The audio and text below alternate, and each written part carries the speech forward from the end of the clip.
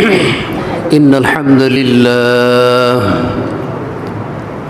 لله نحمده ونستعينه ونستغفره ونؤمن به ونتوكل عليه ونعوذ بالله من شرور أنفسنا ومن سيئات أعمالنا من يهدي الله فلا مضل له ومن يضلل فلا هادي له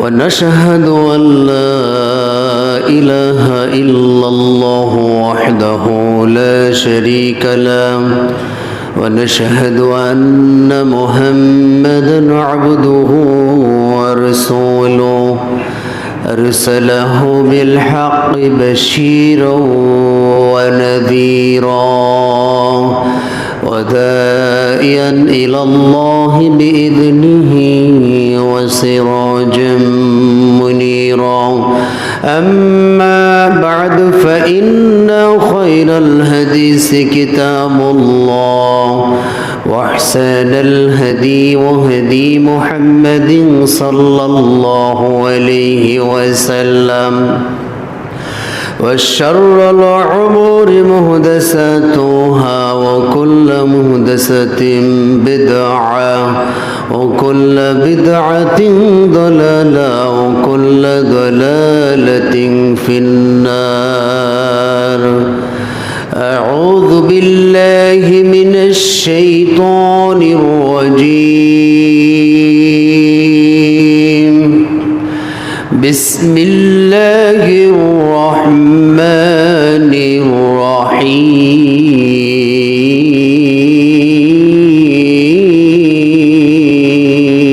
الرحيم. قل يا أهل الكتاب تعالوا إلى كلمة سواء بيننا وبينكم ألا نعبد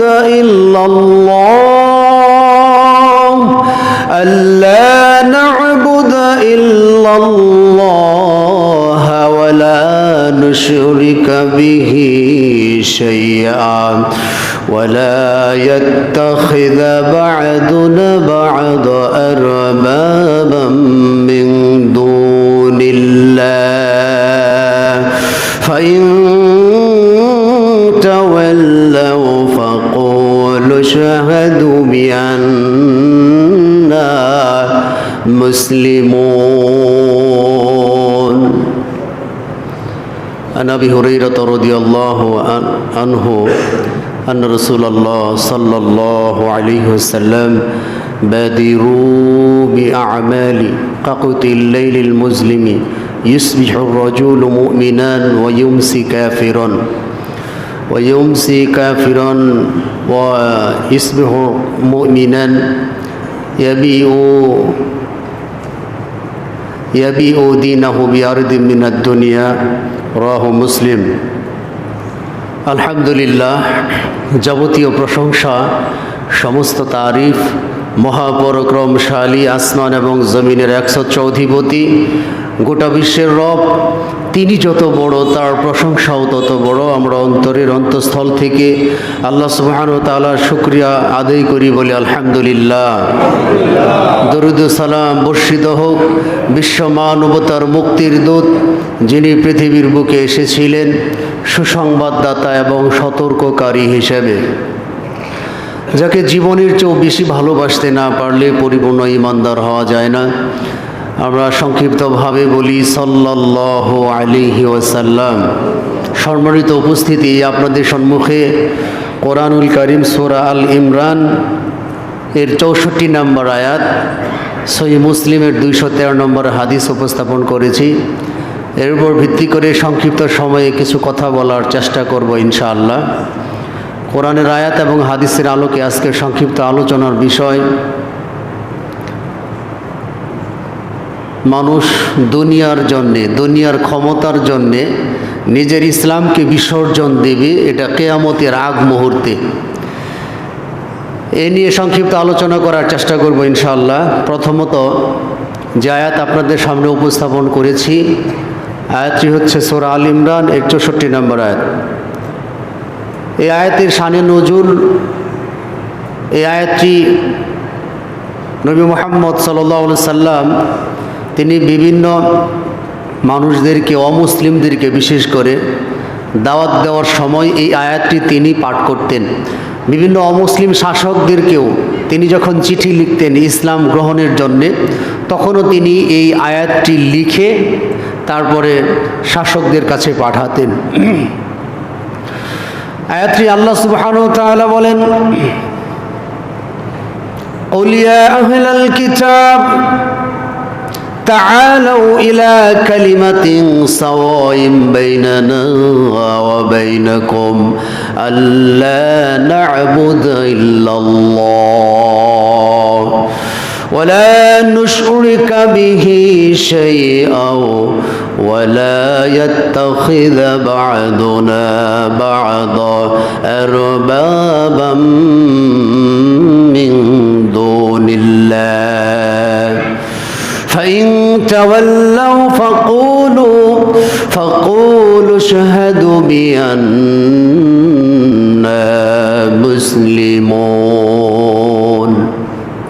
আল্লাহ সুবহানাহু ওয়া তাআলা আমাদের নবী মুহাম্মদ সাল্লাল্লাহু আলাইহি ওয়াসাল্লামকে ডাক দিয়ে বলতেছেন, হে নবী আপনি বলে দিন, আপনি বলুন, ইয়া আহলাল কিতাব, যাদেরকে কিতাব দেওয়া হয়েছে, সেই কিতাবের অনুসারী যারা, সেই কিতাবের অনুসারীদেরকে আপনি ডাক দিন। ডাক দিয়ে বলুন, তাআলাও, এসো এসো, হে আহলে কিতাবগণ তোমরা এসো, তাআলাও ইলা কালিমাতিন সাওয়াইন বাইনানা ওয়া বাইনাকুম, সেই কালিমার দিকে, সেই কথার দিকে যেটা আমাদের এবং তোমাদের মাঝে হচ্ছে সমান। আল্লা না'বুদা ইল্লাল্লাহ, কথা হচ্ছে আমরা কখনো আল্লাহ ছাড়া আর কারো ইবাদত করব না। ওয়ালা নুশরিকা বিহি শাইআ, এবং আমরা আল্লাহ সুবহানাহু ওয়া তাআলার সাথে কোনো কিছুর শরীক স্থাপন করব না। ওয়ালা ইয়াত্তাখিযু বা'দুনা বা'দা, এবং আমরা একজন আরেকজনকে, কেউ কাউকে রব হিসেবে গ্রহণ করব না। মিন দুনিল্লাহ, আল্লাহকে বাদ দিয়ে আমরা একজন আরেকজনকে রব হিসেবে, প্রতিপালক হিসেবে গ্রহণ করব না। আল্লাহকে বাদ দিয়ে ফাইন তাওয়াল্লাউ, আর তোমরা যদি মুখ ফিরিয়ে নাও, ফাকুলু শাহাদু বিআন্না মুসলিমুন, তখন আপনি তাদেরকে বলে দিন, তোমরা সাক্ষী থাকো, তোমরা সাক্ষী থাকো যে আমরা হচ্ছি মুসলিম, আমরা আত্মসমর্পণকারীর অন্তর্ভুক্ত। যারা অমুসলিম, আহলে কিতাব কাদেরকে বলা হয়? ইহুদিদের আহলে কিতাব বলা হয়, খ্রিস্টানদের আহলে কিতাব বলা হয়। তারাও কিতাব প্রাপ্ত, তারাও কিতাবের অনুসারী, তবে তারা যেই কিতাবের অনুসরণ ইতিপূর্বে করত, সেই কিতাব এর হুকুম আহকাম, সেই কিতাব মেয়াদ উত্তীর্ণ হয়ে গেছে, অর্থাৎ আমি সংক্ষিপ্তভাবে বলি ডেট ফেল হয়ে গেছে। ডেট ফেল মানে, মনে করেন আপনি একটা পণ্য ক্রয় করবেন, সেই পণ্যের মোড়ক খুবই সুন্দর, সেই পণ্য দেখতে সুন্দর চকচকে ঝকঝকে এখনো আছে, কিন্তু সেই পণ্যটার ডেট যদি না থাকে তাহলে সেই পণ্য আমরা ক্রয় করি না, কারণ সেটা ডেট ফেল হয়েছে। ডেট ফেল পণ্য ক্রয় করে আমরা ক্ষতির সম্মুখীন হতে প্রস্তুত নই। সেই পণ্য দেখতে যতই সুন্দর থাকুক, আমরা কেউ ডেট ফেল মেডিসিন এবং কি ডেট ফেল কোনো পণ্য ক্রয় করি না। ঠিক তেমনিভাবে ইহুদি খ্রিস্টানদের যেই ধর্ম, তাওরাত, জাবুর, ইনজিল, এগুলো আল্লাহর পক্ষ থেকে নাজিলকৃত কিতাব বটে, এগুলো আল্লাহর নাজিলকৃত কিতাব ঠিক আছে, কিন্তু সেগুলোর ডেট এখন ফেল হয়ে গেছে। বর্তমান যুগে যার ডেট ঠিক আছে, কিয়ামত পর্যন্ত যেই ধর্মের ডেট ঠিক আছে, সেই ধর্মের নাম হচ্ছে ইসলাম। সুতরাং হে কিতাবীরা, হে আহলে কিতাবগণ, হে ইহুদিরা, হে খ্রিস্টানরা, হে অগ্নি পূজকরা, হে মুশরিকরা, তোমরা সব ধর্ম বাদ দিয়ে তোমরা চলে আসো। তাআলাউ ইলা কালিমাতিন সাওয়াইন বাইনানা ওয়া বাইনাকুম, এই কথার দিকে যে আমরা একমাত্র শুধুমাত্র এক আল্লাহর ইবাদত করব, আল্লাহর সাথে আমরা শরীক স্থাপন করব না, অর্থাৎ আমরা শিরিক করব না, আমরা মূর্তি পূজা করব না। এই কথা আল্লাহ সুবহানাহু ওয়া তাআলা নবী মুহাম্মদ সাল্লাল্লাহু আলাইহি সাল্লামের মাধ্যমে গোটা বিশ্বের মানুষদেরকে জানিয়ে দিয়েছেন, ইহুদিদেরকে জানিয়ে দিয়েছেন, খ্রিস্টানদেরকে জানিয়ে দিয়েছেন। এরপরেও যদি এই অমুসলিমরা সেই ডেট ফেল ধর্মের অনুসরণ করে, নিশ্চিত এরা জাহান্নামে যাবে। কারণ তাদের ধর্মের কোনো ডেট নাই, আর আমাদের ধর্মের ডেট আছে। সেটা হচ্ছে ওই কিতাবগুলিতেও লেখা আছে যে পরবর্তীতে তোমাদের মাঝে একজন নবী আগমন করবে, যেই নবীর নাম হবে মুহাম্মদ, যেই নবীর নাম হবে আহম্মদ। তোমরা সেই নবীর অনুসরণ করবে, সেই নবীর আনুগত্য করবে। যদি তোমরা সেই নবীর অনুসরণ না করো, সেই নবীর আনুগত্য না করো, তাহলে অবশ্যই তোমরা পথভ্রষ্ট হবে। এ মর্মে আরেকটি হাদিস, দারিমি কিতাবের 435 নম্বর হাদিস, আমাদের নবী মুহাম্মদ সাল্লাল্লাহু আলাইহি ওয়াসাল্লাম বলেন, ওয়াল্লাযী নাফসি বিয়াদিহি, সেই সত্তার কসম, সেই রবের কসম যার হাতে আমার প্রাণ, লাউ বাদালাকুম মূসা, এখন যদি মূসা আলাইহিস সালাম তোমাদের মাঝে উপস্থিত থাকতো, আর তোমরা যদি স্বয়ং মূসা নবীর অনুসরণ করতে, লা দালালতুম আন সাওয়াইস সাবিল, অবশ্যই তোমরা পথভ্রষ্ট হতে, অবশ্যই তোমরা পথভ্রষ্ট হতে। ওয়ালাউ কানা হাইয়ান, এবং মূসা যদি জীবিত থাকতো আমার নবুয়তের জীবদ্দশায়, তাহলে এই মূসা নবীর আমার অনুসরণ করা ছাড়া তার কোনো গতি, তার কোনো গতান্তর কিছুই থাকতো না। অর্থাৎ এখন যদি মূসা আলাইহিস সালাম যদি আমাদের মাঝে থাকতেন, কবর থেকে হঠাৎ উঠে জীবিত হয়, মূসার ধর্মের অনুসরণ চলবে না, চলবে নবী মুহাম্মদ সাল্লাল্লাহু আলাইহি ওয়াসাল্লামের ধর্মের। এবং কি আমাদের নবী সাল্লাল্লাহু আলাইহি সাল্লাম এরপরে আরেকজন নবী পৃথিবীতে আসবে, সেটা হচ্ছে ঈসা আলাইহিস সালাম। ইনি ঈসা আলাইহিস সালাম এসে তার যে কিতাব সেটার দাওয়াত দিবেন না, তিনি এসে কোরআনের দাওয়াতই দিবেন, তিনি এসে নবী মুহাম্মদ সাল্লাল্লাহু আলাইহি সাল্লামের রিসালাতের দাওয়াত দিবেন। সুতরাং এখন পর্যন্ত যারা ইহুদি অবস্থায় জীবিত থাকবে এবং কি মৃত্যুবরণ করবে, নিশ্চিত তারা জাহান্নামে যাবে। যারা খ্রিস্টান অবস্থায় পৃথিবীতে থাকবে, এরা যদি ইসলাম ধর্ম কবুল না করে, নিশ্চিত তারা জাহান্নামে যাবে। অন্য ধর্ম যারাই গ্রহণ করবে, তারা যদি ইসলাম আসার পরে আত্মসমর্পণ না করে, নিশ্চিত তারা জাহান্নামে যাবে। কারণ আল্লাহ সুবহানাহু ওয়া তাআলা বলেই দিয়েছেন, এসো সেই কথার দিকে যেই কথা আমাদের এবং তোমাদের মাঝে এক। সেই কথাটা হচ্ছে আমরা আল্লাহ ছাড়া আর কোনো সত্যিকারের ইলাহ নাই, এক আল্লাহর ইবাদত করি। আমরা গ্রহণ করব না একজন আরেকজনকে রব হিসাবে, মিন দুনিল্লাহ, আল্লাহকে বাদ দিয়ে। এখানে একটু দেখার বোঝার বিষয় আছে। আমাদের সৃষ্টিকর্তা হচ্ছেন আল্লাহ। সাধারণ মানুষ আমরা মনে করি আমরা তো আল্লাহকেই রব হিসেবে গ্রহণ করি, আমরা তো মানুষকে রব হিসেবে গ্রহণ করি না। কিন্তু আমরা মানুষ হয়ে মানুষকে রব হিসেবে গ্রহণ করি।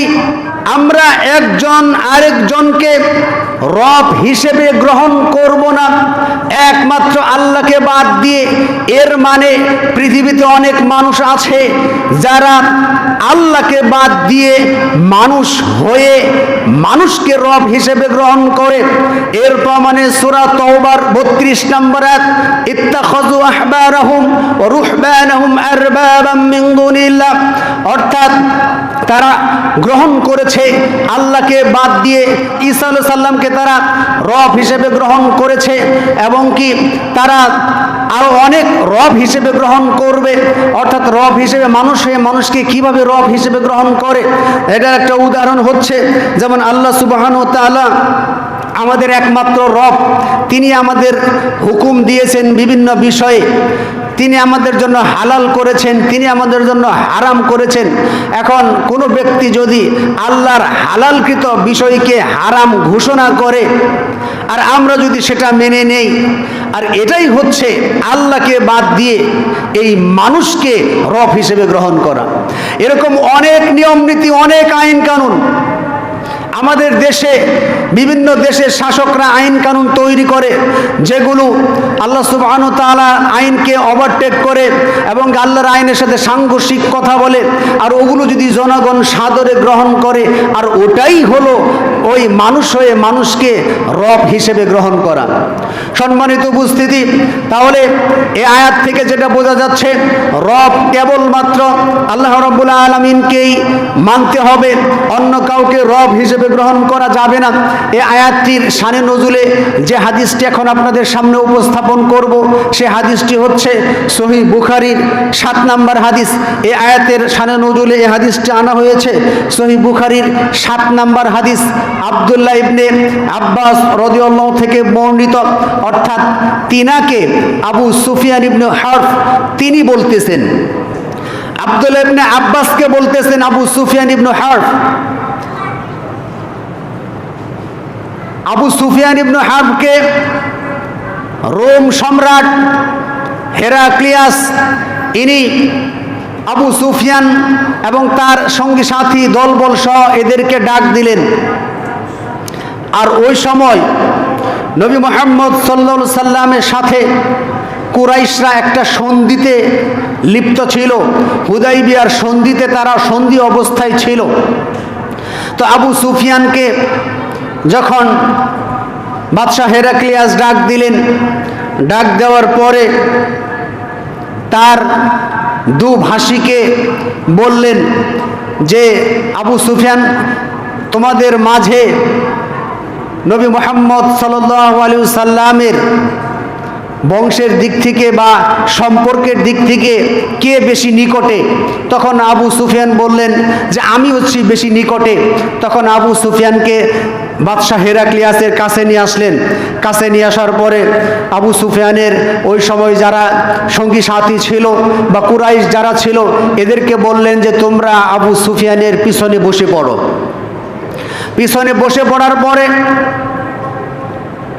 বাদশাহ হেরাক্লিয়াস প্রশ্ন করলেন, আমি নবী মুহাম্মদ সাল্লাল্লাহু আলাইহি সাল্লাম সম্পর্কে আবু সুফিয়ানকে কিছু প্রশ্ন করব, এই প্রশ্নের সঠিক জবাব সে যদি জানে সেটা দেবে, আর ও যদি কোনো মিথ্যা কিছু বলে, তোমরা যারা তার পিছনে বসে আছো কুরাইশদেরকে বলল, আবু সুফিয়ান যদি কোনো বিন্দু পরিমাণ মিথ্যার আশ্রয় নেওয়ার চেষ্টা করে, তোমরা সঙ্গে সঙ্গে বলবে এ মিথ্যা কথা বলেছে।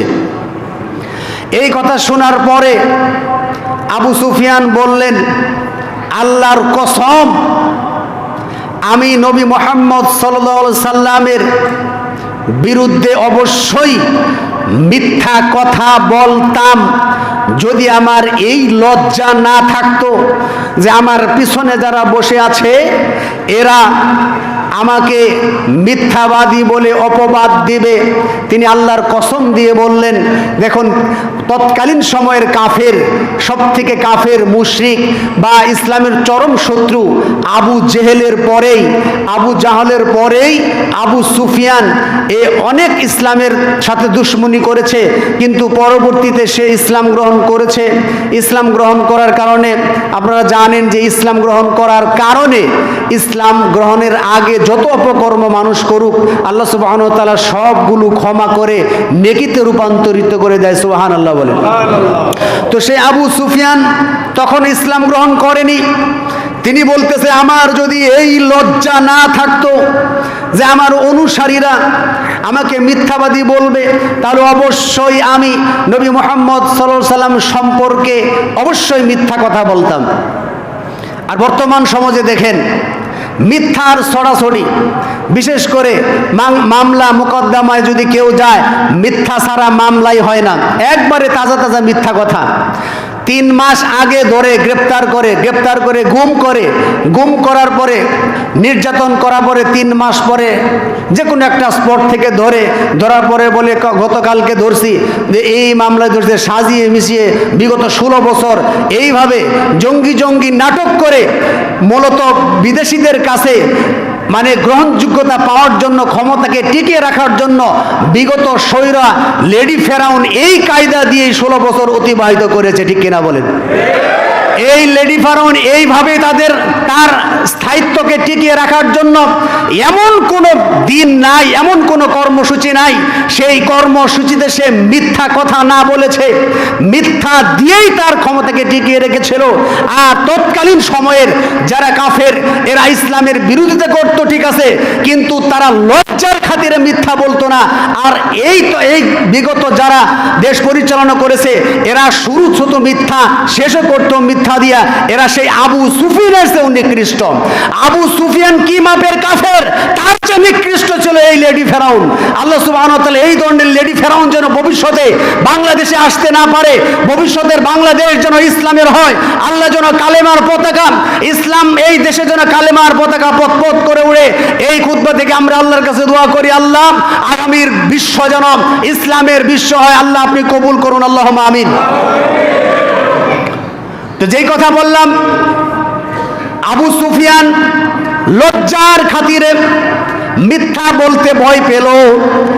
এরপরে বাদশাহ হেরাক্লিয়াস তাকে প্রথম প্রশ্ন করলো যে তোমাদের যে নবী দাবি করতেছে, এই যে নবী দাবি করতেছে, বংশের দিক থেকে সে কেমন? তখন আবু সুফিয়ান বলল, সে সম্ভ্রান্ত বংশের মানুষ, সম্ভ্রান্ত উঁচু বংশে তার জন্ম। এরপরে তিনি প্রশ্ন করলেন, তিনি যে দাওয়াত দিচ্ছেন, ইতিপূর্বে তোমাদের সেই বংশে আরো কেউ এই ধরনের দাওয়াত ইতিপূর্বে কেউ কি দিয়েছে? তখন আবু সুফিয়ান বললেন যে না, ইতিপূর্বে কেউ এই দাওয়াত দেয় নাই। এরপরে বাদশাহ হেরাক্লিয়াস প্রশ্ন করল, তোমাদের এই নবীর বংশে ইতিপূর্বে কেউ কি বাদশা ছিল? তখন তিনি বললেন যে না, বাদশাও ছিলেন না। এরপরে প্রশ্ন করলেন, তোমাদের এই দিন, নবীর যে দাওয়াত, এই দিন কারা বেশি গ্রহণ করে? দুর্বল প্রকৃতি অসহায় মানুষ গ্রহণ করে, নাকি সম্ভ্রান্ত ক্ষমতাশালী এই মানুষগুলি গ্রহণ করে? তখন আবু সুফিয়ান বলল যে যারা অসহায় এরাই বেশি গ্রহণ করে। ইসলাম যুগে যুগে লালন করেছে অসহায় মানুষ। ইসলাম যুগে যুগে কিয়ামত পর্যন্ত ইসলামকে আঁকড়ে ধরবে অসহায় দুর্বল মানুষ। অর্থাৎ আমরা যাদেরকে নিম্ন শ্রেণীর মনে করি, তারাই সত্যিকারের ইসলামকে লালন এবং ধারণ করে। এ মর্মে সূরা শুআরার ভিতরে আছে, নূহ আলাইহিস সালামকে আল্লাহ বলেছিলেন ফাত্তাকুল্লাহ। নূহ আলাইহিস সালাম যখন বললেন ফাত্তাকুল্লাহ ওয়া আতিউন, হে আমার কওমরা, আল্লাহ রাব্বুল আলামিনকে ভয় করো এবং আমার আনুগত্য করো, আমার অনুসরণ করো।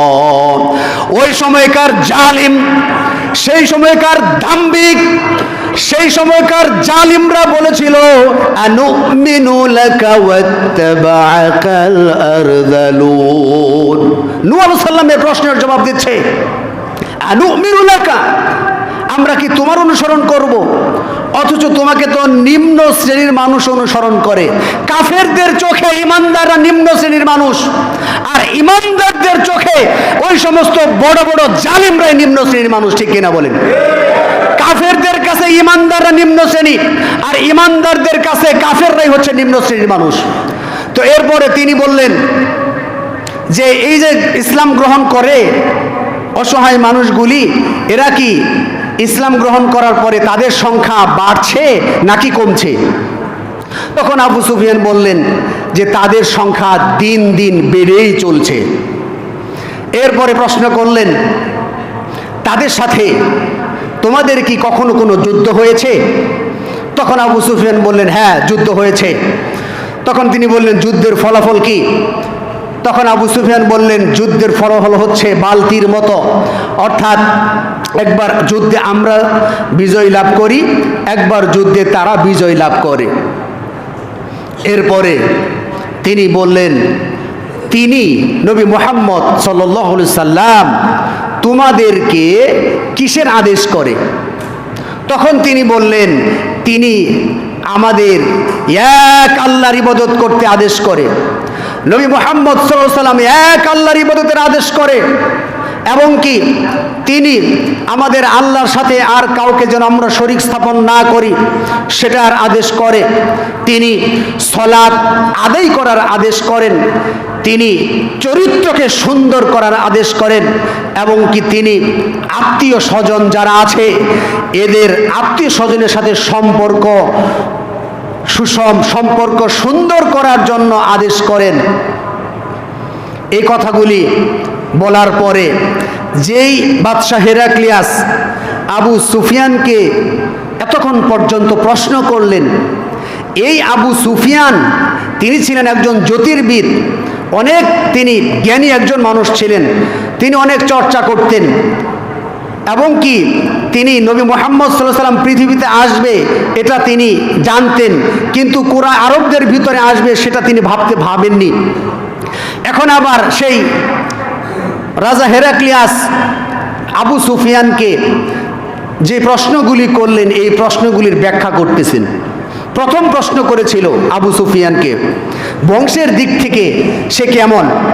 তখন আবু সুফিয়ান বলতেছেন, আবু সুফিয়ান যখন উত্তর দিয়েছিলেন তখন রাজা হেরাক্লিয়াস বলতেছেন যে নবী রাসূল যারা আসে পৃথিবীতে এরা উঁচু সম্মানিত সম্ভ্রান্ত বংশেই এসে থাকেন।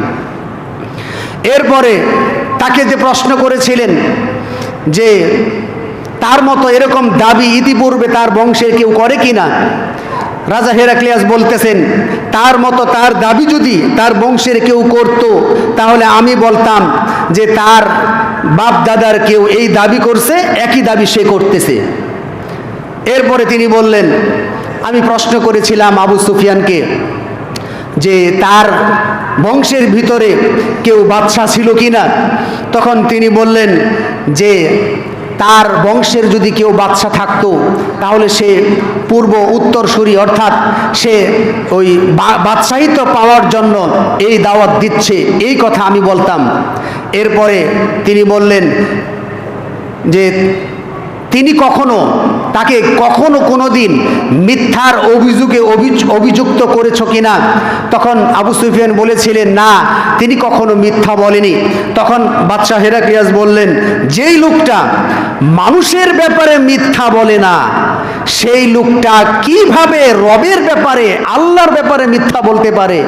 তাহলে অবশ্যই সে সত্য নবী। সুবহানাল্লাহ বলেন। বাদশাহ হেরাক্লিয়াস বলতেছেন যেই লোকটা মানুষ থেকে মিথ্যা বলে না, মানুষের ব্যাপারে কখনো মিথ্যা বলে না, সে রবের ব্যাপারে কিভাবে মিথ্যা বলে? এরপরে তিনি এক আল্লাহর ইবাদতের কথা বলেছেন, সালাত পড়ার কথা বলেছেন, এরপরে আত্মীয় স্বজনের সাথে সম্পর্ক ভালো করার কথা বলেছেন। এরপরে তিনি সেই রাজা হেরাক্লিয়াস তার কাছে আমাদের নবী মুহাম্মদ সাল্লাল্লাহু আলাইহি সাল্লাম বাসরার শাসকের মাধ্যমে একটা চিঠি দিয়েছিলেন, সাহাবী দেহিয়াতুল কাল রাদিয়াল্লাহু তাআলা তার মাধ্যমে একটা চিঠি দিয়েছিলেন। সেই চিঠি বাদশাহ হেরাক্লিয়াস পড়তে আরম্ভ করলেন। সেই চিঠির শুরুতে লেখা বিসমিল্লাহির রহমানির রহিম, পরম করুণাময় অসীম দয়ালু আল্লাহ রাব্বুল আলামিনের নামে শুরু করতেছি। আসসালামু আলা মান ইত্তাবাল হুদা, অর্থাৎ শান্তি বর্ষিত হোক তার প্রতি যে ব্যক্তি হেদায়েতের অনুসরণ করে। এরপরে তিনি সেই চিঠির মধ্যে লিখেছেন আসলিম, আপনি ইসলাম গ্রহণ করেন, তাসলিম শান্তিতে থাকতে পারবেন। করেন, আপনি ইসলাম গ্রহণ করেন, আপনি শান্তিতে থাকতে পারবেন। আপনি যদি ইসলাম গ্রহণ না করেন, তাহলে আপনি যেহেতু বাদশাহ, আপনি যেহেতু রাজা, আপনি বললেই সব কিছু অনেক কিছু হয়ে যায়। সুতরাং আপনি ইসলাম গ্রহণ না করলে আপনার যারা অধীনস্থ, আপনার যারা প্রজা, এরাও ইসলাম গ্রহণ করবে না। সুতরাং ইসলাম গ্রহণ না করলে সমস্ত প্রজার অপরাধের দায়ভার আপনার উপর বর্তাবে। আপনি ইসলাম গ্রহণ করলে প্রজারাও গ্রহণ করবে, আপনি গ্রহণ না করলে প্রজারা করবে না। সুতরাং ইসলাম গ্রহণ যদি না করেন, তাহলে আপনার উপরে সমস্ত প্রজাদের অপরাধের পাপ আপনার উপর বর্তাবে। এরপর ওই চিঠিতে ওই আয়াতটা লেখা, ইয়া কুল ইয়া আহলাল কিতাব تعالوا إلى كلمة سواء بيننا وبينكم ألا نعبد إلا الله। এই আয়াতটা তখন লেখা ছিল, সেই আয়াতটা তখন তিনি বললেন। তো এই আয়াত থেকে আমরা যেটা বুঝতে পারি যে অমুসলিমদেরকে আমাদের দাওয়াত দিতে হবে, অমুসলিমদেরকে দাওয়াত দিতে হবে। এখন আমরা যদি দাওয়াত না দিয়ে আমরা তাদের যে অনুষ্ঠান, নিছক মিথ্যা অনুষ্ঠান নিজেরাই তৈরি করে, সময়ের ব্যবধান, নিজেরাই লক্ষ লক্ষ টাকা খরচ করে ব্যয় করে, কিছুদিন পরে আবার ওটা তারা নিজেরাই আবার বিভিন্ন নদী বা বিভিন্ন পানিতে আবার ডাবায় তাদের সেই অনুষ্ঠান ধ্বংস করে দেয়, নিজেরাই বানা আবার নিজেরাই ধ্বংস করে, তাদের রবের পাহারা দেন আগে। অর্থাৎ মূর্তি পূজার কথা আল্লাহ রাসূল সাল্লাল্লাহু আলাইহি ওয়াসাল্লাম বলেছেন যে তোমাদেরকে মূর্তি পূজা করতে নিষেধ করা হয়েছে। আর আমাদের যারা দায়িত্বশীল এরা ঘোষণা করে যে মাদ্রাসার ছাত্ররা মূর্তি পূজা মানে মূর্তি পাহারা দিবে। এরা কোন দলিলের ভিত্তিতে এই ধরনের কথা বলতে পারে যে মাদ্রাসার ছাত্ররা মূর্তি পাহারা দেবে? যেই নবী মুহাম্মদ সাল্লাল্লাহু আলাইহি ওয়াসাল্লাম মূর্তি ভাঙার জন্য এসেছেন, যেই নবী মুহাম্মদ সাল্লাল্লাহু আলাইহি ওয়াসাল্লাম মূর্তি ভেঙে দেওয়ার জন্য পৃথিবীতে এসেছিলেন, তার মিশন ছিল মূর্তি ভাঙা। আর এই জাতিকে বলা হচ্ছে মাদ্রাসার ছাত্ররা মূর্তি পাহারা দেবে। আসলে এই যে আমাদের যে ধর্ম, সনাতনী ধর্ম নামে যেটা আমরা মনে করে থাকি, তাদের ধর্মে, তাদের কিতাবেও মূর্তি পূজার কথা লেখা নাই। এই বিষয়ে স্পষ্ট করেছেন ডাক্তার জাকির নায়েক স্পষ্ট করেছে। এবং তার যে নীরব দাওয়াত, সুন্দর করে যে দাওয়াত দিতেন, এই দাওয়াতের মাধ্যমে বড় বড় উচ্চ শিক্ষিত যারা ছিল তাদের বিবেক নাড়া দিয়ে উঠে যে ঠিকই তো, তিনি তো আমাদের কিতাব থেকেই দলিল দিচ্ছে যে মূর্তি পূজা আমাদের কিতাবের কোনো জায়গায় লেখা নাই। এবং কি ভারতে অনেক একটা হিন্দুদের একটা অংশ, বিরাট অংশ, তারা মূর্তি পূজা করে না। এটা একটা নিছক অনুষ্ঠান। এই যে নিজেরাই তৈরি করে রব নিজেরাই আবার ভেঙে ফেলে, এই বিষয়টাকে নিষেধ করার জন্য নবী মুহাম্মদ সাল্লাল্লাহু আলাইহি ওয়াসাল্লাম এসেছিলেন। আর আমরা কি করতেছি? তাদের অনুষ্ঠানে গিয়ে তাদের সম্মানের ফিতা গায়ে দিয়ে আমরা বলতেছি তোমরা তোমাদের ধর্ম পালন করো। কেন? তুমি কি মুসলমান? তোমার কি উচিত ছিল ডাক্তার জাকির নায়েকের মতো এই আয়াতগুলি শুনিয়ে দেওয়া? তাআলাউ, এসো, ইলা কালিমাতিন সাওয়াইন বাইনানা ওয়া বাইনাকুম আল্লা না'বুদা ইল্লাল্লাহ। এসো সেই কথার দিকে যেই কথা আমাদের এবং তোমাদের মাঝে সমান, আমরা এক আল্লাহ ছাড়া আর কারো ইবাদত করব না। আমরা তা না করে আবার আমরা দেখেছি কিছু লোক দেখবেন সেই মূর্তি পূজার অনুষ্ঠানে গিয়ে আবার ইসলামী সঙ্গীত পরিবেশন করেছে। যেখানে শিরিক চলতেছে সেখানে ইসলামী সঙ্গীত পরিবেশন করতেছে। তো ইসলাম ধর্ম কোন জায়গায় আর আমরা কোন জায়গায়? ইসলাম ধর্মে আল্লাহ রাসূল সাল্লাল্লাহু আলাইহি সাল্লাম বিভিন্ন শাসক, বিভিন্ন ক্ষমতাশালী লোক যারা আছে, এদেরকে চিঠির মাধ্যমে দাওয়াত দিতেন, তাসলিম, ইসলাম গ্রহণ করো, আসলিম, তাহলে তোমরা শান্তি পাবে। আর যদি ইসলাম গ্রহণ না করো, তাহলে গ্রহণ না করার কারণে তোমাদের জাহান্নামে যাইতে হবে। এইভাবে দাওয়াত দিতেন। আর আমরা কি করতেছি? এই দাওয়াত না দিয়ে বরং তাদেরকে সাপোর্ট করতেছি। কোথায় ইসলামের বাণী আর কোথায় হচ্ছে আমাদের অবস্থান? সম্মানিত উপস্থিতি, এরপরে ওই চিঠি পড়ার পরে আবু সুফিয়ান তখন তিনি অনুধাবন করলেন সেই দিনই যে এই যে হেরাক্লিয়াসের মতো একজন বাদশাহ, তিনি আমাদের নবী সাল্লাল্লাহু আলাইহি সাল্লামকে সত্যায়ন করতেছে এবং কি তিনি ভীত হয়েছেন। বাদশাহ হেরাক্লিয়াস বলতেছেন, তিনি যদি সত্যই সত্য নবী হয়ে থাকেন, অচিরেই তিনি এই রোম পারস্য এগুলো সে বিজয়ী করবে, আমার পায়ের নিচে যে মাটি আছে এগুলো সে দখল করবে, অর্থাৎ তার সাথে যদি আমার সাক্ষাৎ হয় আমি তাকে নবী হিসেবে কবুল করব, অর্থাৎ ইসলাম ধর্ম গ্রহণ করব। এরপরে তিনি যখন এই চিঠি পড়ে শোনালেন, শোনানোর পরে সেইখানে হইচই লেগে গেল। হইচই লেগে যাওয়ার পরে সেখান থেকে আবু সুফিয়ান সহ তাদের যারা অনুসারী ছিল, কুরাইশ ছিল, এদেরকে ওইখান থেকে চলে যেতে বলা হলো। তারা চলে গেলেন। এরপরে কিছুদিন পরে আবার সেই বাদশাহ হেরাক্লিয়াসের আরেকজন বন্ধু উনি ওইখানে গেলেন। ওইখানে যাওয়ার পরে সত্যের দাওয়াত তিনি দিলেন, চিঠি শোনাইলেন বা সত্যের দাওয়াত দিলেন। দেওয়ার পরে তিনি যখন ওই জনগণ যারা ছিল, আমি সংক্ষেপ করতেছি, জনগণ যারা ছিল এদেরকে, তার রাজ্যের যে জনগণ যারা ছিল বা প্রশাসন পর্যায়ে যারা ছিল, এদের প্রত্যেকটা দরজা আটকিয়ে দিতে বলা হলো। প্রত্যেকটা দরজা আটকিয়ে দিলেন। আটকিয়ে দেওয়ার পরে আমাদের নবী মুহাম্মদ সাল্লাল্লাহু আলাইহি ওয়াসাল্লাম এর নবুয়তের সত্য বিষয়টা প্রকাশ করলেন।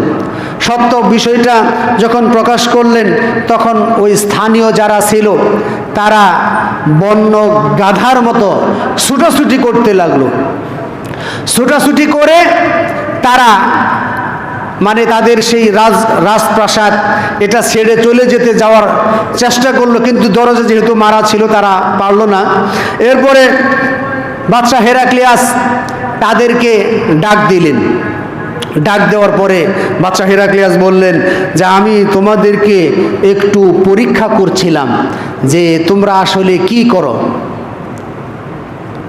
এরপরে তার প্রজা যারা অনুসারী যারা ছিল তারা রাজা হেরাক্লিয়াসকে সেজদা করলো। তো সেজদা করলো, এরপর সে সন্তুষ্ট হলো। আর এটাই ছিল রাজা হেরাক্লিয়াসের সর্বশেষ অবস্থা। তাহলে আমি যেটা বোঝাতে চাচ্ছি সেটা হচ্ছে, রাজা হেরাক্লিয়াস সত্য বিষয়টা জেনেছিলেন, সত্য বিষয়টা অনুধাবন করতে পেরেছিলেন। তিনি জানতেন আমাদের নবী মুহাম্মদ সাল্লাল্লাহু আলাইহি সাল্লাম তিনি হচ্ছেন একমাত্র সত্য নবী, তিনি একমাত্র সত্য নবী, এটা তিনি জানতেন।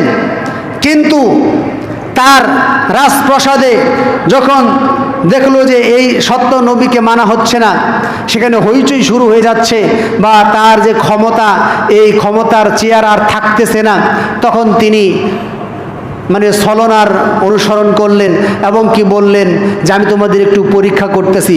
তখন তার অনুসারে তাকে সেজদা করলো। এখন বাদশাহ হেরাক্লিয়াস এটাই ছিল তার শেষ অবস্থা। আমি যেটা বোঝাতে চাচ্ছি যে তিনি বাদশাহিত্ব টিকিয়ে রাখার জন্যে, তার ক্ষমতা টিকিয়ে রাখার জন্য সত্য বিষয়টা তিনি গ্রহণ করতে পারলেন না, পরিত্যাগ করলেন। তাহলে সত্য, ইসলাম ছিল সত্য, কিন্তু তার বাদশাহীর কারণে, তার ক্ষমতার জন্য সে ইসলামকে ত্যাগ করলেন। এটাই ছিল আমার আলোচনার মূল বিষয়, যে কিয়ামতের পূর্বে আল্লাহ রাসূল সাল্লাল্লাহু আলাইহি ওয়াসাল্লাম হাদিসে বলেছেন, হাদিসটি যেটা আমি উপস্থাপন করেছি সহিহ মুসলিম 213 নম্বর হাদিস।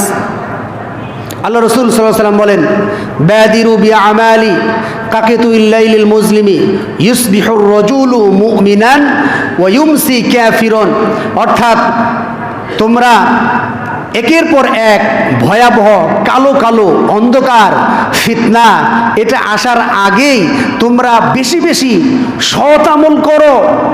ফিতনা তোমাদের পেয়ে বসার আগেই তোমরা বেশি বেশি সৎ আমল করো, কারণ এমন একটা সময় চলে আসবে ইউসবিহুর রাজুলু মুমিনান, অর্থাৎ একজন মুমিন ব্যক্তি উঠবে, সকালবেলা উঠবে মুমিন অবস্থায়, ওয়া ইউমসি কাফিরুন, এবং কি সে সন্ধ্যা হওয়ার বিকেলবেলা আবার সে কাফের হয়ে যাবে। সকালে মুমিন, বিকেলে আবার কাফের হয়ে যাবে, কোনো কারণে, কোনো কথার কারণে। কারণে বা ক্ষমতা পাওয়ার জন্যে যে কোনো উপায়, যে কোনো মাধ্যমে সে সকালে মুমিন ছিল, কিন্তু ঘটনা পরিপ্রেক্ষিতে সে দেখা যাবে যে বিকেল বেলায় সে কুফরি করে বসবে, কাফের হয়ে যাবে। আবার কোনো ব্যক্তি বিকেল বেলায় কাফের অবস্থায় থাকবে, কিন্তু সকালে আবার মুমিন অবস্থায় উঠবে। তো এইভাবে এমন একটা পরিস্থিতি চলে আসবে যে মানুষ কে কখন স্বার্থের জন্যে, দুনিয়ার ক্ষমতার জন্য, দুনিয়ার স্বার্থের জন্য সকালে মুমিন বিকেলে কাফের, অথবা বিকেলে কাফের সকালে মুমিন, এমন একটা পরিস্থিতিতে পড়ে যাবে। ইয়াবিউ দীনাহু বিআরদিম মিনাদ দুনিয়া, দুনিয়ার স্বার্থের জন্য সে তার ইসলামকে বিক্রি করে দেবে, দুনিয়ার স্বার্থের জন্য তার মতকে বিক্রি করে দেবে।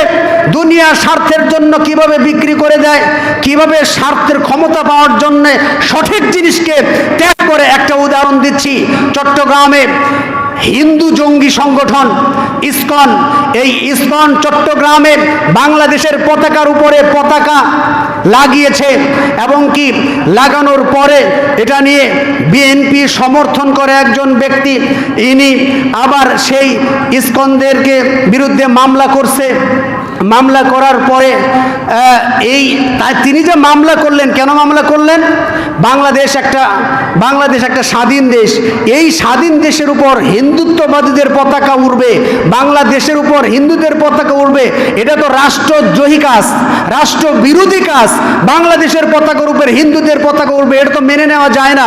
তাই তিনি দেশপ্রেম থেকে উদ্ভূত হয়ে, দেশপ্রেম থেকে সে উৎসাহিত হয়ে সে ওই ইসকনদের বিরুদ্ধে মামলা করে দিছে। এটা ভালো কাজ করছে না খারাপ কাজ করছে? এই ভালো কাজ করছে, কিন্তু খবরে দেখানো হলো যে বিএনপি থেকে এই লোকটাকে বহিষ্কার করে দেওয়া হয়েছে। কেন বহিষ্কার করে দেওয়া হলো? কারণ ইসকন এটা হচ্ছে ভারতীয় আমেরিকান বিদেশি একটা সংস্থা। যদি তাকে বহিষ্কার করে না দেওয়া হয়, যদি আবার এই বিএনপির উপর কোনো চাপ আসে, যদি আবার মোদি বা ভারত যদি একটু হুমকি ঠুমকি দেয়, এর লাগে এই যে তিনি যে সঠিক কাজটা করলো, সঠিক কাজটা করার পরে তাকে বিএনপি দল থেকে বহিষ্কার করে দিয়েছে।